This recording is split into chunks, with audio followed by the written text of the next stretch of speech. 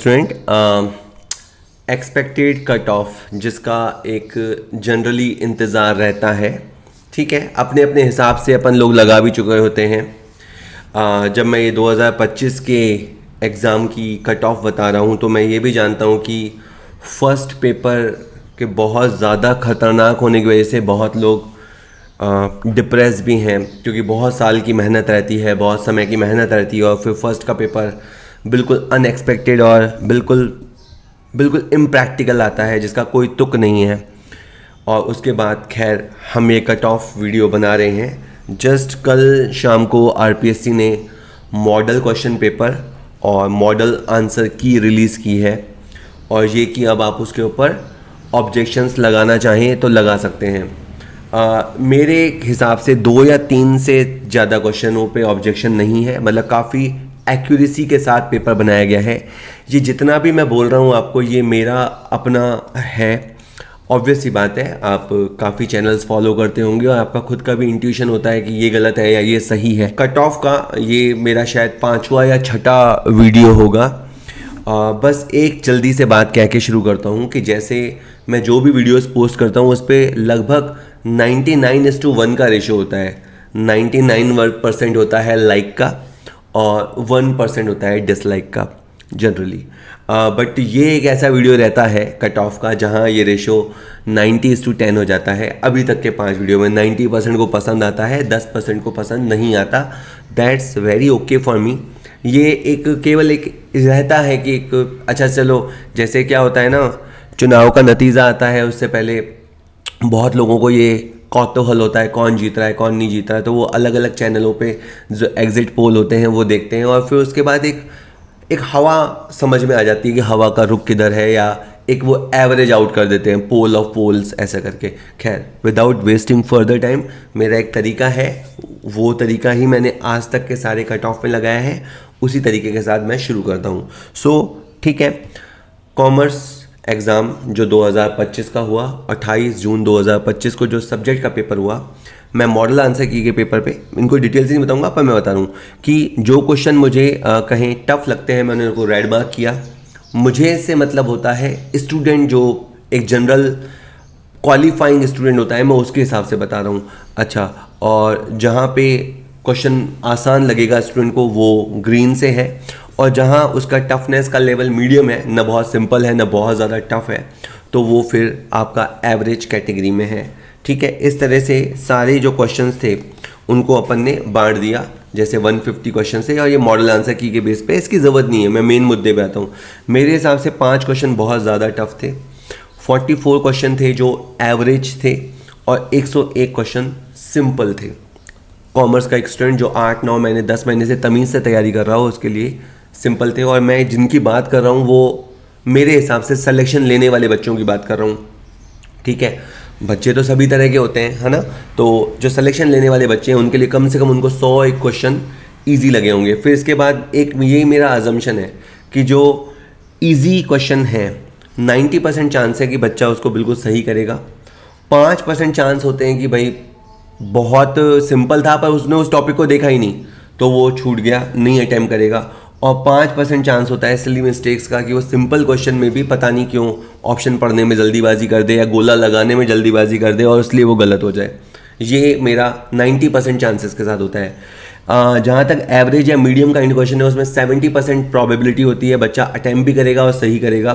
20% probability है कि वो उसे नहीं आता सो वो नहीं करेगा, और 10% चांसेस है कि वो उसे गलत कर देगा। जहाँ तक कि टफ की पार्ट है उसमें मैं मानता हूँ कि 20% चांस ही है कि वो उसे सही कर पाएगा। तो ये मेरे प्रोबेबिलिटीज़ के हिसाब से मैंने बना रखे हैं, जो डिफ़िकल्टी लेवल जो मुझे लगते हैं होते हैं। इससे ये होता है कि एक बच्चा जो सिलेक्शन लेने वाला है करीबन वो 123 क्वेश्चन सही कर देगा एवरेज, और ये कि करीबन 11 क्वेश्चन वो गलत कर देगा। ऑब्वियस ही बात है, सही क्वेश्चन करेगा तो उसको एक स्कोर मिलेगा, और गलत क्वेश्चन करने का 1/3 के हिसाब से जो स्कोर करता है कि 11 क्वेश्चन के 22 मार्क्स का 1/3 आपका कटेगा। करीबन 238 का स्कोर वो कर लेगा। ये लगभग 80% होता है। आपको हायर साइड लग सकता है, पर मैं जो लेने वाले हैं सिलेक्शन उनकी बात कर रहा हूँ। और ये जो मैं स्कोर बता रहा हूँ ये सुपर सेफ स्कोर है, क्योंकि इस बार सीट्स ज़्यादा हैं। मैं इसी तरह का क्राइटेरिया तब भी बताया था जब 118 सीटें थी, और अगर मैं वही लॉजिक लगा रहा हूँ जब 340 सीट्स हैं तो फिर यानी ये जो स्कोर है वो सुपर सेफ स्कोर हो जाता है। इस वाले स्कोर पे किसी को घबराने की बिल्कुल भी ज़रूरत नहीं है। खैर ये मेरा अभी एक समरी पेज आ जाएगा, ठीक है। तो this is subject paper. First paper बहुत ही ख़राब, आप चर्चा भी नहीं करना चाहते, मैं भी नहीं चर्चा करना चाहता। इवन मैं मीडियम और टफ, सिंपल तो शायद दो चार पाँच क्वेश्चन रहे होंगे, बाकी तो सब मीडियम और टफ कैटेगरी में है।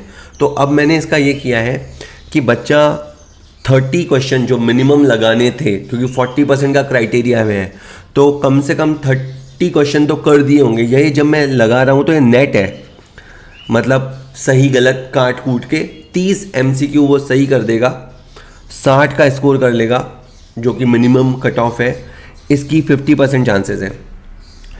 थोड़ा बच्चा होशियार है तो 35 क्वेश्चन कर लेगा, थोड़ा होशियार है तो 40 कर लेगा, थोड़ा और होशियार है तो 45 कर लेगा। लेकिन इनकी प्रोबेबिलिटीज़ बहुत कम है, 10% है, क्योंकि पेपर बहुत ही टफ था। सबको पता है ये बात, कोई छुपी हुई नहीं है। आप कोई कह सकता है सर मेरे तो 50 सही चले गए, 54 सही चले गए, या मेरे तो सही चले जाएंगे, तो इसका मतलब आप फर्स्ट में बहुत अच्छे हैं। पर जनरली जो कॉमर्स का स्पेशलिस्ट बच्चा होता है वो फर्स्ट के पेपर में बहुत इतना अच्छा नहीं होता है।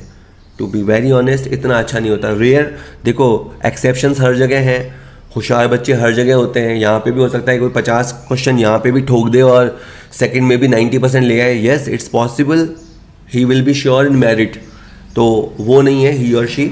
बट जनरल, मैं जनरल की ही बात कर रहा हूँ, ठीक है। जनरल से मतलब जो आप एक बच्चा रहता है उसकी बात कर रहा हूँ कि 45 क्वेश्चन भी लगा लेगा, इसके भी मैं 10% चांस ही मानता हूँ। इससे ये निकल के आता है कि करीबन वो 68 का स्कोर करेगा। यानी 150 का जो पेपर था उसमें से मैं मानता हूँ कि वो 68 का स्कोर करेगा। ये लगभग 40 और 45% के आसपास हो गया, ठीक है, कि 45% का वो स्कोर करेगा और 40% तो लाने ही थे, ठीक है। अब इससे आ जाते हैं अपन कट ऑफ पे। तो देखो वहाँ पहले से जो कट ऑफ निकली वो थी 238 का स्कोर कर लेगा बच्चा, ठीक है। और यहाँ से निकला कि बच्चा 68 स्कोर यहाँ से कर लेगा। तो जिसके भी 307 हैं, ये मैं अनरिजर्व कैटेगरी की बता रहा हूँ, मेल बता रहा हूँ, तो जिसका भी स्कोर 307 हो रहा है मेरे हिसाब से वो सुपर सेफ है, उसे कोई घबराने की ज़रूरत नहीं है। और ये मैं फाइनल कट ऑफ बता रहा हूँ। यस, ऐसा नहीं है कि क्योंकि अभी जो आएगी डबल की लिस्ट आती है, अगर होपफुली आरपीएससी को डबल स्टूडेंट मिल जाते हैं, अगर डबल स्टूडेंट मिल जाते हैं फर्स्ट के पेपर पर, ठीक है, डबल तो मिल ही जाएंगे, क्योंकि 340 पे 680, मेरे ख्याल से 27,000 फॉर्म भरे गए थे। 340 के मुकाबले करीबन 27,000 फॉर्म भरे थे। मुझे नहीं पता कि कितना % बच्चे एग्ज़ाम में बैठे हैं। अगर अपन ये माने कि पहले 20,000 एक बच्चे बैठे होंगे और फिर बाद में 15,000, क्योंकि फर्स्ट के पेपर के बाद कई लोग तो देने ही नहीं गए होंगे, ऐसे भी बच्चे होते हैं। खैर फिर भी 340 के मुकाबले 680 या 1000 बच्चों की वो एक विचारित सूची या कहें एक लिस्ट मेरिट निकालेंगे, तो उसमें तो कट ऑफ बहुत कम आएंगे। उसमें तो आप मान के चलिए कि बहुत कट ऑफ कम आएंगे। मैं ये फाइनल कट ऑफ ही बता रहा हूँ, ठीक है। तो मेरा अब है, ये ऑब्वियस सी बात है कि मैं कोई ज्योतिष नहीं हूँ, मैंने सब बच्चों से घुस के उनके पेपर नहीं देख लिए। ये मैथ्स के बेसिस पे, और मैं कॉमर्स थोड़ा बहुत पढ़ाता हूँ, उस बेसिस पे बता रहा हूँ, ठीक है। और फर्स्ट का तो मैं जो सुन रहा हूँ और जो थोड़ा बहुत मैंने पेपर भी देखा तो मुझे पता लग रहा है कि बहुत टफ लेवल था। खैर, तो यह बात आप नहीं समझ ही रहे हो, ये तो डिस्क्लेमर है कि क्लियर आप। और ये केवल एक पोल्स देखने जैसी चीज़ होती है कि चलो बता तो दो, चलो क्या बोल रहे हो आप। तो मैं ये कह रहा हूँ कि जो अनरिजर्व कैटेगरी है उसमें 307 वाला बच्चा सुपर सेफ है, और अगर वो फीमेल कैंडिडेट है तो 305 पे फुल सेफ है, ठीक है। EWS बहुत कड़ी टक्कर देते हैं, ठीक है, फिर भी अपने एक होने की वजह से, अपनी कैटेगरी में होने की वजह से थोड़ा बेनिफिट तो उनको मिलता है। 297, 295, ठीक है। OBC कैंडिडेट लगभग EWS के बराबर ही जाते हैं, ठीक है, क्योंकि अब लगभग बराबर जाने लग गए हैं। पहले कभी ऊपर कभी नीचे चलता था, लेकिन अब बराबर ही चलता है। तो 297 और 295 मैं मानता हूँ ये सेफ कट ऑफ है फॉर एन OBC कैटेगरी का बच्चा होगा। तो इसके बाद है SC कैटेगरी से। SC कैटेगरी में मैंने करीबन 70 मार्क्स का डिफरेंस रखा है। यहाँ पे 230 भी बच्चा स्कोर कर ले तो मैं मानता हूँ वो सुपर सेफ है। Yes, I am saying super safe word, क्योंकि इनको फर्स्ट के पेपर में भी रिलैक्सेशन है, शायद वहाँ पे इनको 40% नहीं 35% ही लाना है। और अगर फीमेल है तो बाकी सब में देखो मैंने 2-2 का अंतर रखा है। यहाँ पे अगर फीमेल कैंडिडेट है तो 10 नंबर 220 ला के भी वो मुझे लगता है जॉब पे आएंगी। और अगर एसटी कैंडिडेट बच्चा है तो उसकी कट ऑफ तो मैंने पूरी 100 गिरा दी है। 207 पे भी he will be on the post, he will get a job, he और शी। और अगर फीमेल कैंडिडेट है तो 200 का स्कोर भी ले आएगी तो बहुत मुझे लगता है कि वो आराम से जॉब पे होंगी। तो ये बातें हैं, कट ऑफ मेरा ये अंदाज़ा ही है। ऑब्वियसली बात है, आप समझ ही रहे हैं कि सर आप अंदाज़ा ही लगा रहे हो। मैं कुछ बातें आपको बस बताना चाहता हूँ, जल्दी से बात ख़त्म करूँगा। ये तो मैंने कह ही दिया कि एक अंदाज़ा है, तो और आप और वीडियोस भी देखिएगा अगर आप देखना चाहें फाइनल रिजल्ट आने से पहले। तो यह वैसे तरीका ही होता है कि अगर आपकी उम्र नहीं निकल गई है तो आपको तैयारी करते रहनी चाहिए, ठीक है। इसके बाद जो एक क्वेश्चन आया था कि पिछले 5 वर्षों की आधुनिक प्रवृत्ति, तो मैं आपको बस उसमें बताता हूँ कि ये क्वेश्चन डिलीट हो सकता है, क्योंकि इसमें पिछले जैसे ये 4 वर्षों के आंकड़े देखें तो आप देखिए कि पेट्रोलियम का आयात लगातार बढ़ नहीं रहा है। 21-22 के मुकाबले 22-23 में बढ़ा है, लेकिन 22-23 के मुकाबले 23-24 में गिरा है। तो एक तरफा प्रवृत्ति नहीं है, एक तरफा प्रवृत्ति नहीं है। तो ये भी आंसर हो सकता था, जैसे ए जो मॉडल आंसर के हिसाब से बता रहा हूँ उन्होंने ए आंसर दिया है, मैं कह रहा हूँ सी भी आंसर हो सकता था।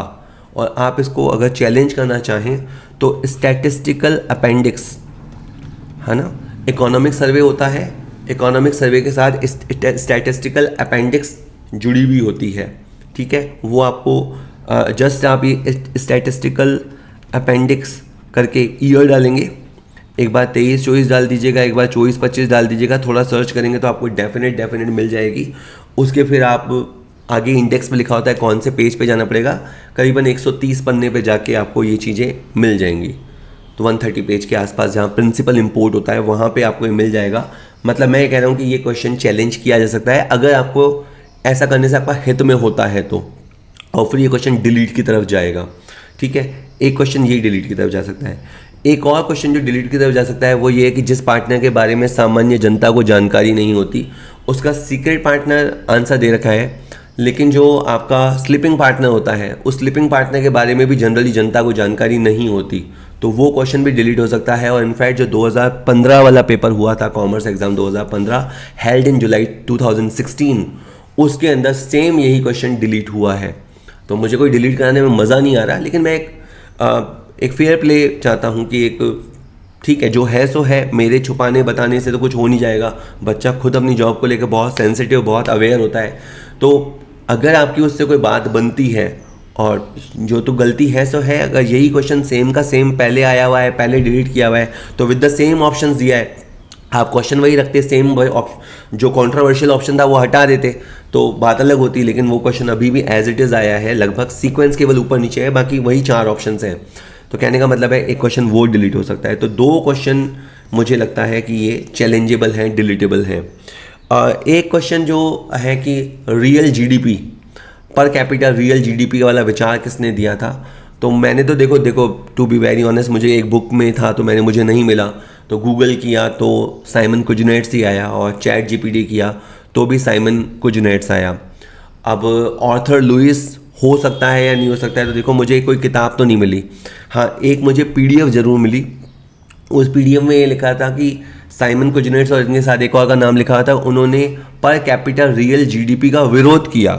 तो मतलब एडवोकेट नहीं किया, विरोध किया, मैं उसका नाम लिया था, और जिन लोगों ने एडवोकेट किया था उसमें ऑर्थर लुइस का नाम नहीं था।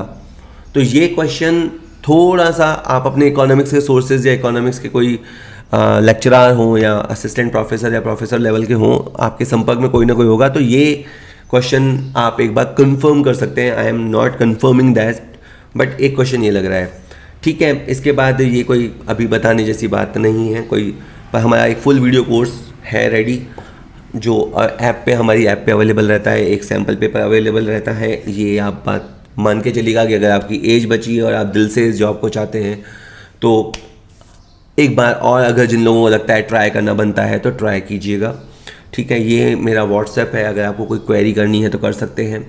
बस ये कहूँगा कि यूट्यूब पे आप इस वीडियो को लाइक कर सकते हैं, डिसलाइक कर सकते हैं, वो तो ऑब्वियस सी बात है, आपकी चॉइस है। कमेंट करें तो बस थोड़ा सा भाषा की मर्यादा का ध्यान रखा करें, ठीक है। तो वो, हालांकि मुझे ये कहने की ज़रूरत नहीं होती, लेकिन ऐसे वाले वीडियोज़ में बच्चा बड़ा एग्रेसिव हो जाता है, तो मैं कोई जज तो हूँ नहीं, तो इसमें बस इसलिए कह रहा हूँ क्योंकि वो पब्लिक कमेंट होता है, पब्लिक पढ़ता है, तो वो थोड़ा सा अजीब या वियर्ड हो जाता है कभी कभी, ठीक है। चैनल ठीक लगता हो तो सब्सक्राइब कर सकते हैं, बहुत सारा कंटेंट अवेलेबल है यूट्यूब पे, तो सब फ्री है, चैनल भी फ्री में, सब्सक्राइब करो, मज़े से कंटेंट देखो। अगर मज़े से कंटेंट का मतलब है कि पढ़ाई में मज़ा आता हो तो, ठीक है जी। चलिए, थैंक यू वेरी मच सुनने के लिए, थैंक यू।